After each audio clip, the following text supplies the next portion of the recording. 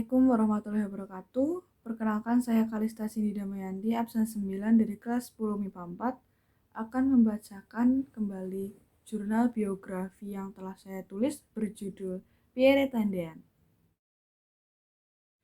Pierre Andries Tendean lahir di kota Batavia, Hindia Belanda pada 21 Februari tahun 1939. Ia merupakan anak kedua dari 3 bersaudara buah perkawinan Maria Elizabeth Cornet, seorang wanita cantik asal Belanda berdarah Prancis dengan seorang spesialis kejiwaan keturunan Minahasa bernama Aurelius Lambert Tendean. Pierre memiliki kakak dan adik perempuan yang bernama Mitzi Fare dan Roswidiati. Sejak kecil, Pierre telah terbiasa hidup berpindah-pindah mengikuti tempat dinas sang ayah. Setahun setelah Pierre lahir, keluarga Tendean pindah ke Tasikmalaya bagian tenggara Jawa Barat. Sang ayah ditugaskan di Rumah Sakit Cisarua, Bogor. Sewaktu tinggal di Cisarua, Mitzi menyimpan banyak kenangan paling indah bersama Pierre. Rumah dinas yang mereka tempati sangat nyaman dan sejuk. Masa ini mereka jalani hingga Pierre berusia 3 tahun. Sesaat sebelum tentara Kekaisaran Jepang datang ke Hindia Belanda pada tahun 1942, keluarga Tendean pindah ke Magelang karena sang ayah mendapat penugasan sebagai dokter dan wakil direktur di Rumah Sakit Kramat.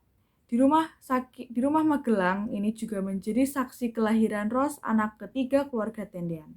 Memasuki tahun 1946, Pierre mengenyam pendidikan dasar di Sekolah Rakyat Boto Magelang. Sosok Pierre adalah pribadi yang sangat disayang oleh teman-temannya karena sifatnya yang ramah, suka menolong. Di usianya yang muda, Pierre memiliki sifat tanggung jawab. Berawal di Magelang pula, ayah Aurelius Lambert nyaris menjadi korban penculikan sisa-sisa gerombolan PKI yang sebelumnya terlibat pemberontakan di Madiun tahun 1948. Meski berhasil lolos dari penculikan, namun salah satu kaki Aurelius Lambert menjadi cacat karena terkena tembakan. Akibat peristiwa tersebut, keluarga Tendean terpaksa pindah ke Semarang untuk merawat luka tembak di kaki sang ayah di Rumah Sakit Centrale Burgerlijke Ziekenhuis Rietsveen atau CBS. Sejak itu, tepat pada 1990, keluarga Tendean resmi menjadikan Semarang sebagai tempat tinggal mereka dan sang ayah menjabat sebagai pemimpin di Rumah Sakit Jiwa. Tendean melanjutkan ke SMP Negeri 1 Semarang yang dulu berada di Jalan Pemuda nomor 134 Semarang. Lulus SMP pada 1955, ia masuk SMA bagian B Semarang, sekarang SMA Negeri 1 Semarang, dan lulus pada 1958. Mitzi menuturkan semasa SMP, SMA Pierre Tendean tidak pernah tinggal kelas. Ia memperoleh nilai yang baik dalam bahasa Inggris dan Jerman. Ketika masuk SMP, Pierre mendapat hadiah sepeda, sedangkan saat SMA mendapat hadiah motor Ducati. Ia sangat bangga pada Ducati tersebut. Motor Ducati warna hitam menjadi tunggangan Pierre Tendean saat ke sekolah, mampu jalan-jalan dengan sahabat-sahabatnya. Hanya Pierre Tendean yang boleh mencuci motor tersebut. Orang lain dilarang menyentuh sembarangan. Pada tahun 1957, Pierre Tendean muda sempat terlibat perkelahian dengan pisau sampai ada bekas luka di tangannya. Meski demikian, Pierre Tendean mudah diterima di pergaulan temannya, mulai dari kalangan atas hingga tukang becak di sekitar Poncol. Selepas SMA, orang tua Pierre Tendean berharap agar ia mendaftar di Fakultas Kedokteran dan Fakultas Teknik. Tapi Pierre Tendean bertekad menjadi tentara. Pada tahun 1958, ia akhirnya diterima sebagai taruna Akademi Militer Nasional. Ia kemudian memilih Akademi Militer jurusan Teknik yang pada 1962 berubah nama menjadi Akademi Teknik Angkatan Darat atau ATKAD di 22 Bandung. Pierre Tendean dijuluki Robert Wagner dari Panorama. Robert Wagner merupakan artis Hollywood yang terkenal saat itu. Sedangkan Panorama adalah nama tempat pendidikan ATKAD Bandung. Pierre Tendean tak hanya menonjol karena parasnya, namun juga karena sosoknya sebagai seorang bintang lapangan yang jago dalam banyak bidang olahraga. Ia juga banyak dikagumi karena kedisiplinan dan rasa nasionalisme yang kuat. Menurut Saidiman, mengaku sangat terkesan dengan jiwa patriotisme selama di tempat menjadi taruna. Pierre sempat ditunjuk sebagai komandan batalion Korps Taruna Remaja dengan pangkat Sersan Mayor.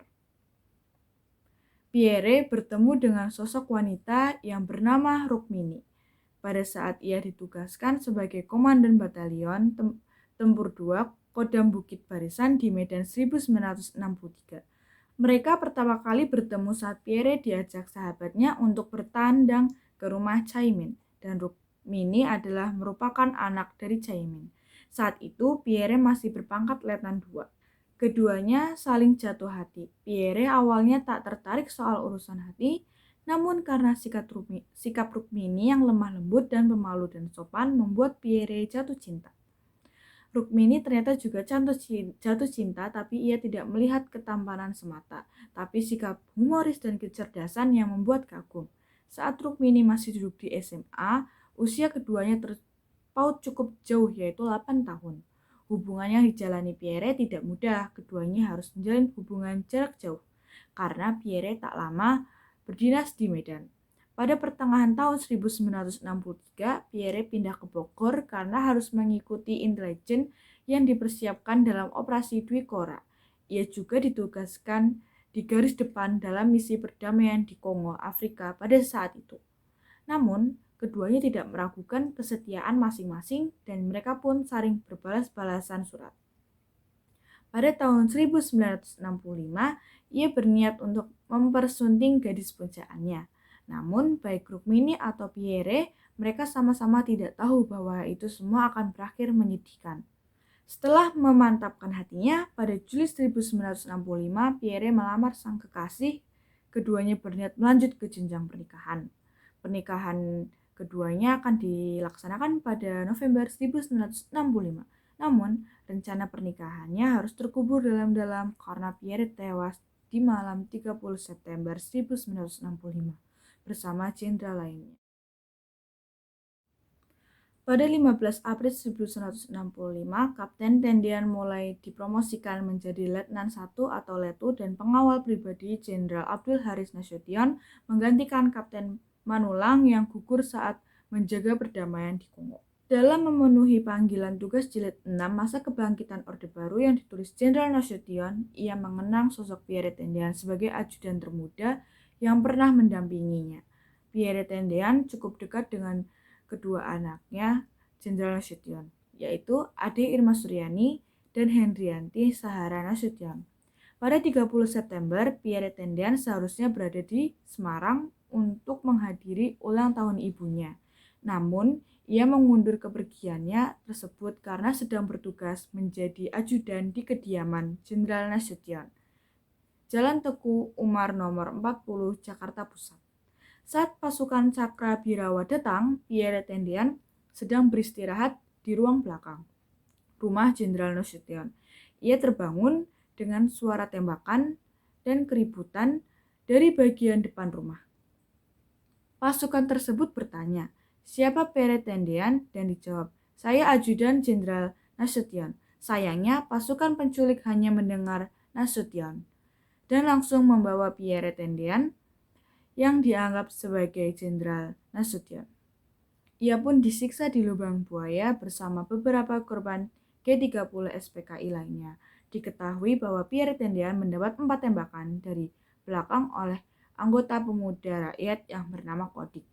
Kepergian Pierre di usianya berusia 26 tahun duka mendalam dirasakan ibunya dan calon istrinya. Perjuangan dalam Herbanianya membuat Pierre Tendian ditetapkan sebagai pahlawan revolusi. Dari saya, wassalamualaikum warahmatullahi wabarakatuh.